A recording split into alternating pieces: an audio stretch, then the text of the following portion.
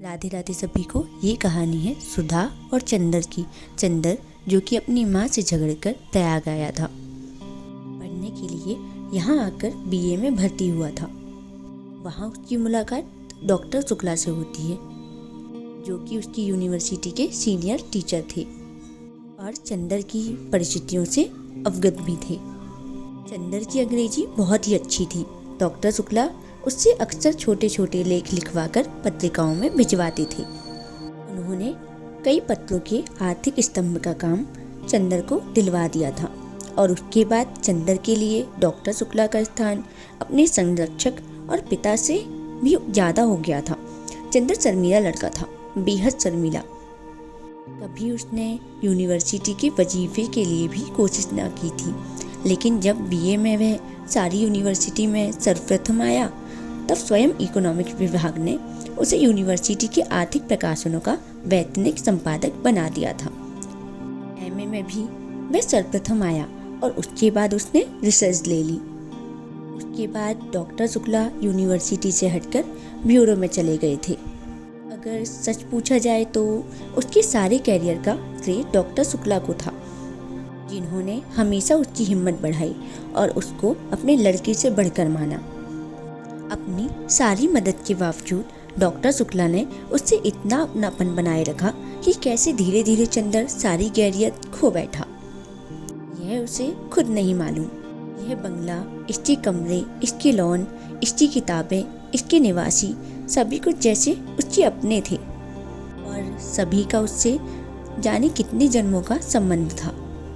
और यह नन्ही दुबली पतली रंगीन चंद्र किरण सी सुधा जब आज से वर्षों पहले यह 7वीं पास करके अपनी बुआ के पास से यहाँ आई थी, तब से लेकर आज तक कैसे वह भी चंदर की अपनी होती गई थी, इसे चंदर खुद नहीं जानता था। जब वह आई थी तब वह बहुत शर्मीली थी, बहुत भोली थी। 8वीं में पढ़ने के बावजूद वह खाना खाते वक्त रोती थी, मचलती थी तो अपनी कॉफ़ी फाड़ डालती थी। और जब तक डॉक्टर साहब उसे गोद में बिठाकर नहीं मनाते थे, वह स्कूल नहीं जाती थी। 3 वर्ष की अवस्था में ही उसकी माँ चल बसी थी और 10 साल तक वह अपनी बुआ के पास एक गांव में रही थी।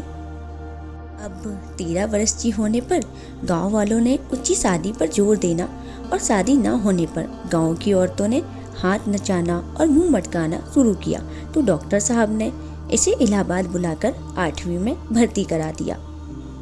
जब वह आई थी तो आधी जंगली थी।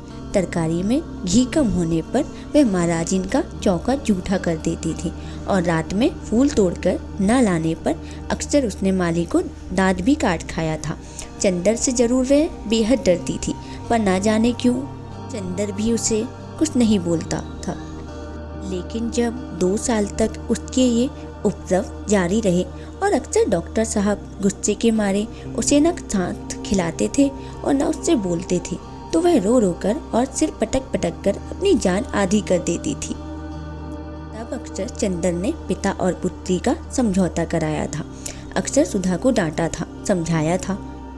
और घर भर से अल्हड़, पुरवाई और विद्रोही झांकी की तरह तोड़फोड़ मचाती रहने वाली सुधा चंदर की आंखों के इशारे पर सुबह की नसीम की तरह शांत हो जाती थी। कब और क्यों उसने चंदर के इशारों का यह मौन अनुशासन स्वीकार कर लिया था, यह उसे खुद नहीं मालूम था। और यह सभी कुछ इतने स्वाभाविक ढंग से, इतना अपने आप होता गया कि दोनों में से कोई भी इस प्रक्रिया से वाकिफ नहीं था, कोई भी इसके प्रति जागरूक न था। दोनों का एक दूसरे के प्रति अधिकार और आकर्षण इतना स्वाभाविक था जैसे शहद की पवित्रता या सुबह की रोशनी। और मज़ा तो यह था कि चंदर की शक्ल देखकर छिप जाने वाली सुधा इतनी ढीठ हो गई थी कि उसका सारा विद्रोह, सारी झुगलाहट, मिजाज की सारी तेजी, सारा तीखापन और सारा लड़ाई झगड़ा सभी की तरफ से हटकर चंदर की ओर केंद्रित हो गया था। वह विद्रोहिनी अब शांत हो गई थी, इतनी शांत, इतनी सुशील, इतनी विनम्र, इतनी मिष्ट भाषणी कि सभी को देखकर ताज्जुब होता था। लेकिन चंदर को देखकर जैसे उसका बचपन फिर लौट आया था। और जब तक वह चंदर को खिंचाकर, छेड़कर लड़ नहीं लेती थी, उसे चैन नहीं पड़ता था। अक्सर दोनों में अनबोला रहता था। लेकिन जब 2 दिन तक दोनों मुंह फुलाए रहते थे और डॉक्टर साहब के लौटने पर सुधा उत्साह से उनके ब्यूरो का हाल नहीं पूछती थी और खाते वक्त दुलार नहीं दिखाती थी, तो डॉक्टर साहब फौरन पूछते थे, क्या चंदर से लड़ाई हो गई क्या? फिर मुंह फुलाकर शिकायत करती थी। और शिकायतें भी क्या क्या होती थी। चंदर ने उसकी हेड मिस्ट्रेस का नाम एलिफेंडा श्रीमती हथनी रखा था। यह चंदर ने उसको डिबेट के भाषण के पॉइंट नहीं बताए। यह चंदर कहता है कि सुधा की सखियां कोयला बेचती हैं, और जब डॉक्टर साहब कहते हैं कि वे चंदर को डांट देंगे तो वह खुशी से फूल उठती और चंदर के आने पर आंख नचाती हुई चिढ़ाती थी, कहो कैसी डांट पड़ी। वैसे सुधा अपने घर की पुरखिन थी। किस मौसम में कौन सी तरकारी पापा को माफिक पड़ती है, बाजार में चीज़ों का क्या भाव है, नौकर चोरी तो नहीं करता, पापा कितने सोसाइटियों के मेंबर हैं, चंदर के इकोनॉमिक्स के कोर्स में क्या है, यह सभी उसे मालूम था। मोटर या बिजली बिगड़ जाने पर वह थोड़ी बहुत इंजीनियरिंग भी कर लेती थी। और मातृत्व का अंश तो उसमें इतना था कि हर नौकर नौकरानी उससे अपना सुख दुख कह देते थे। पढ़ाई के साथ साथ घर का सारा कामकाज करते हुए उसका स्वास्थ्य भी कुछ बिगड़ गया था और अपनी उम्र के हिसाब से कुछ अधिक शांत, संयम, गंभीर और बुजुर्ग थी। मगर अपने पापा और चंदर इन दोनों के सामने उसका बचपन इठलाने लगता था। दोनों के सामने उसका हृदय उन्मुक्त था और स्नेह बाधाहीन। लेकिन हाँ, एक बात थी, उसे जितना स्नेह और स्नेह भरी फटकारें और स्वास्थ्य के प्रति चिंता अपने पापा से मिलती थी, वह सब बड़ी निस्वार्थ भाव से चंदर को दे डालती थी। खाने पीने की चिंता परवाह उसके पापा उच्ची रखते थे। ना खाने पर या कम खाने पर उसे जितने दुलार से फटकारते थे, उतना ही ख्याल वह चंदर का रखती थी। और स्वास्थ्य के लिए जो उपदेश उसे पापा से मिलते थे, उसे और भी स्नेह में मिलाकर वह चंदर को दे डालती थी। चंदर कितने बजे खाना खाता है, यहाँ से जाकर घर पर कितनी देर पड़ता है, रात को सोते वक्त दूध पीता है या नहीं, इन सब का लेखा जोखा उसे सुधा को देना पड़ता। और जब कभी उसके खाने पीने में कोई कमी रह जाती तो उसे सुधा की डांट भी खानी पड़ती थी। पापा के लिए सुधा अभी बच्ची थी और स्वास्थ्य के मामले में सुधा के लिए चंदर अभी बच्चा था। और कभी कभी तो सुधा की स्वास्थ्य की चिंता इतनी ज़्यादा हो जाती थी कि चंदर बेचारा जो खुद तंदुरुस्त था घबरा उठता था। एक बार सुधा ने कमाल कर दिया। उसकी तबीयत खराब हुई और डॉक्टर ने उसे लड़कियों का एक टॉनिक पीने के लिए बताया।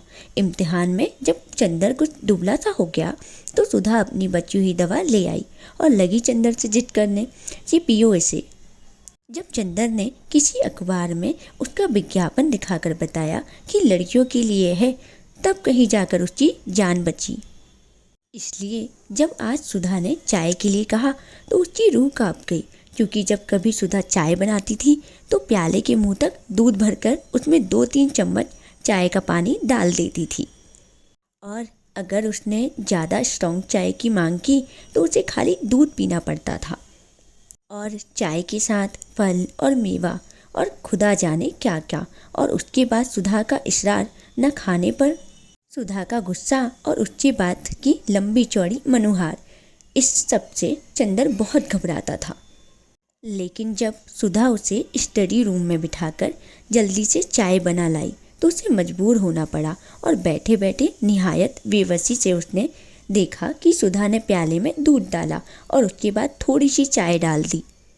उसके बाद अपने प्याले में चाय डालकर और 2 चम्मच दूध डालकर खुद पीने लगी और बेतकल्लुफ़ी से दूधिया चाय का प्याला चंदर के सामने खिसका कर बोली, पीछे नाश्ता आ रहा है।